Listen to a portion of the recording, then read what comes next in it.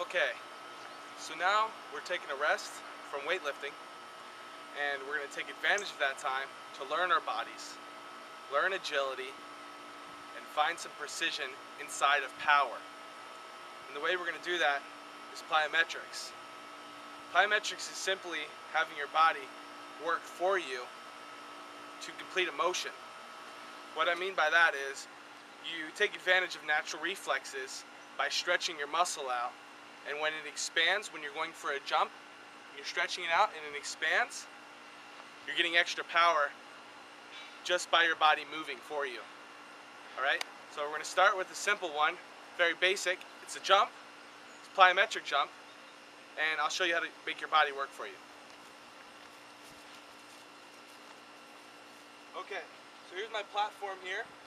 As you can see, it's above shin level, so I'm going to have to give myself some forward movement as well as vertical leap. So what we're going to do is we're going to have our feet shoulder width apart, toes facing forward, so we can really recruit our glutes, which is the largest muscle in your body. Why not use that, right? So you come down parallel, your hands are up, and your forearm should be right about 45-degree angle from your platform.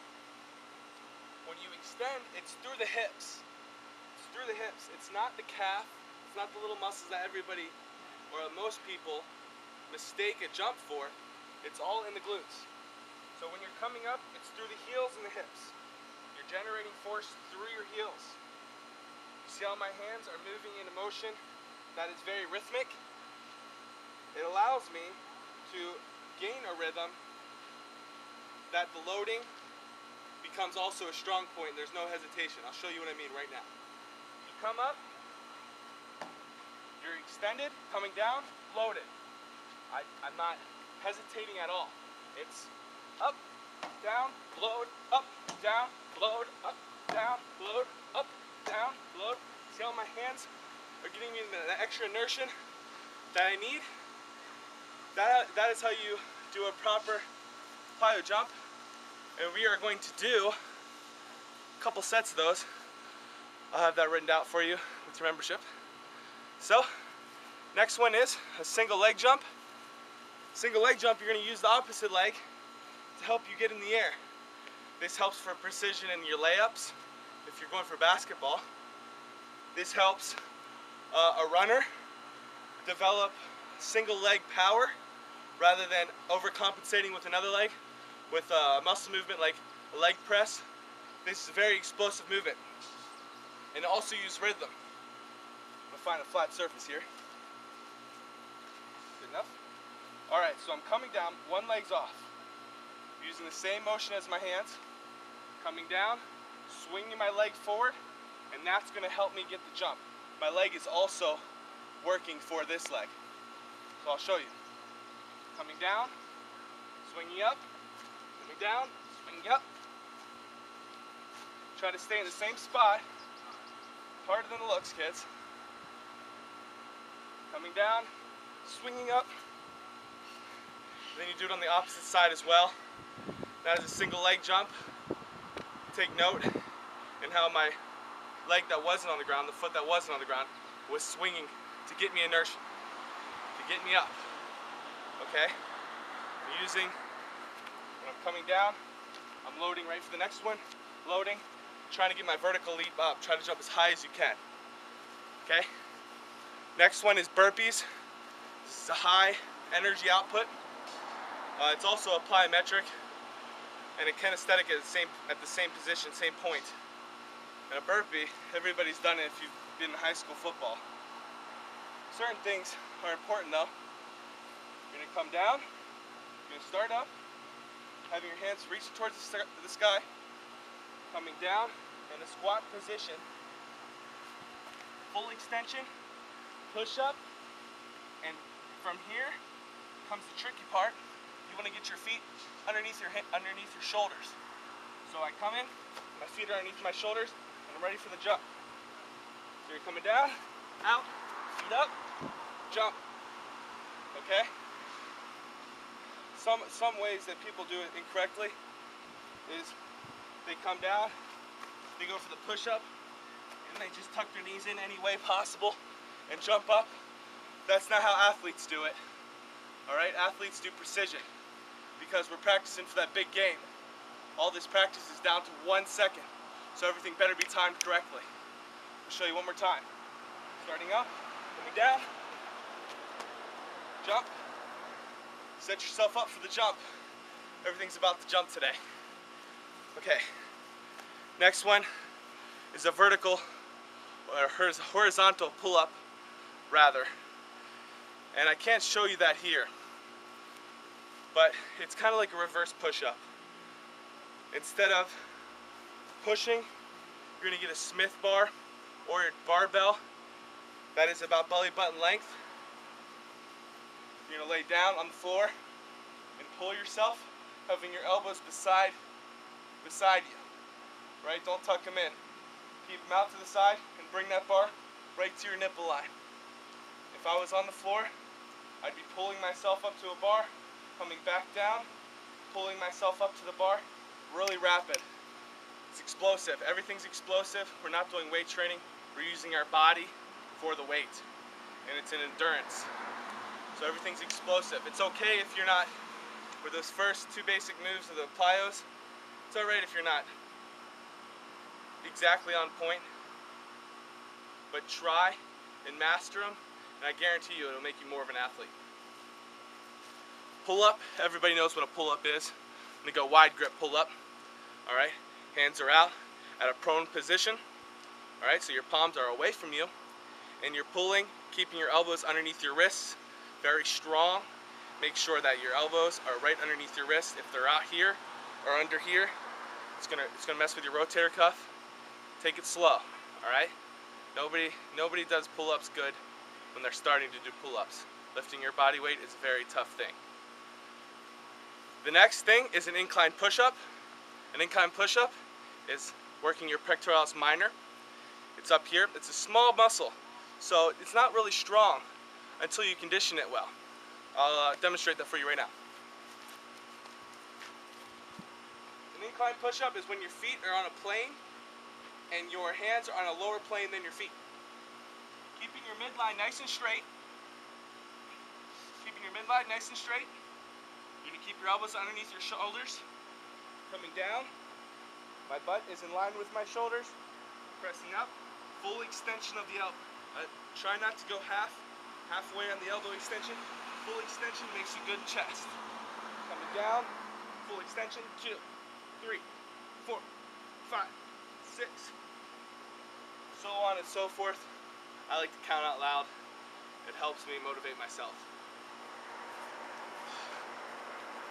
The next motion is a military push-up. It's called a military breakdown. What you do is you break down on your elbows. You want to do this on a padded surface, okay? It helps with the skin on your elbows. What you're gonna do is you're gonna break down on one elbow. You're gonna break down on one elbow, coming down. Break down the other elbow, coming up. That's 1. 2, my midline is nice and straight.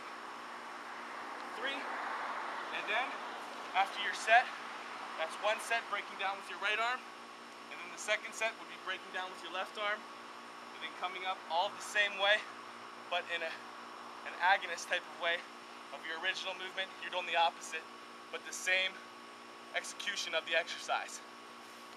Almost done. This workout should last you about an hour. It's 10 plyometric workouts all together, and then we're gonna have some weighted movements for your rotator cuff.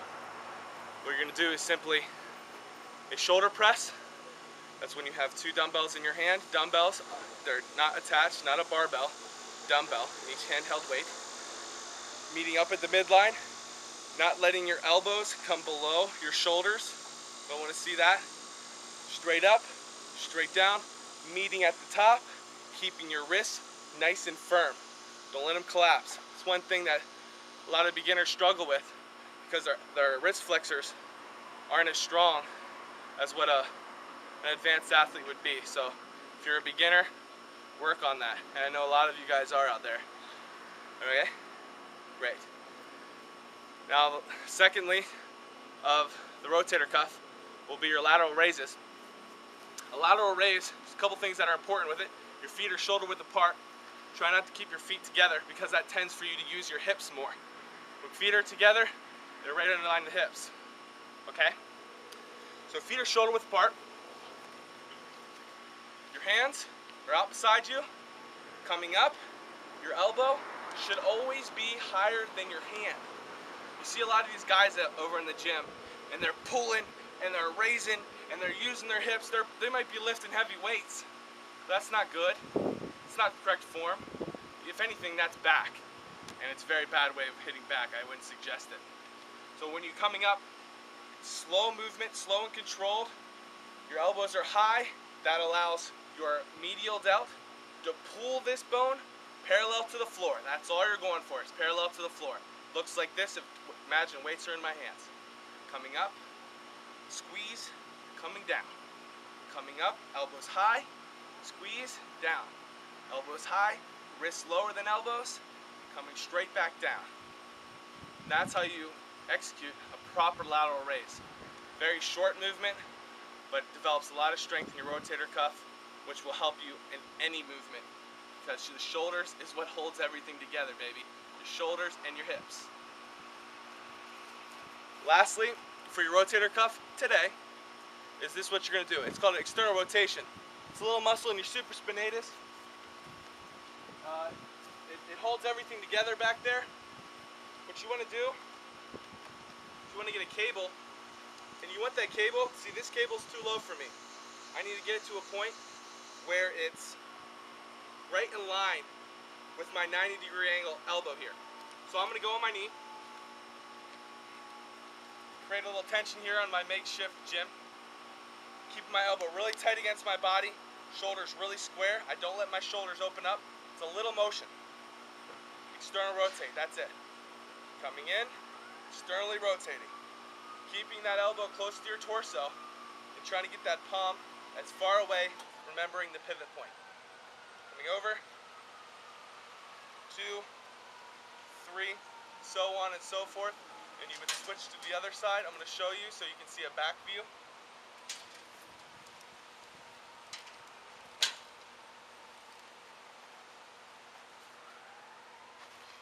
Elbow staying really tight. Squeezing all back here. That is all squeezing and shortening and flexing. And that's what makes the forearm come to the side.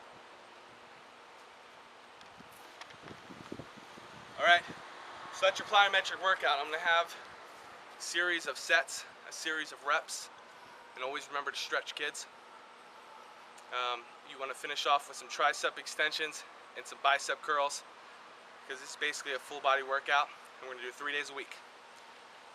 And on Sunday, after all is said and done with your plyos, you're going to be running 2 miles. And that's going to keep your oxygen VO2 max high and ready for the next week. It should be a 2-week workout. You will not lose muscle mass. You will keep it, and it will become tighter wound. I've showed you a little bit of this workout, and I'm already sweating. So you can tell it is great. Enjoy it. Put a lot of work into it. Thank you.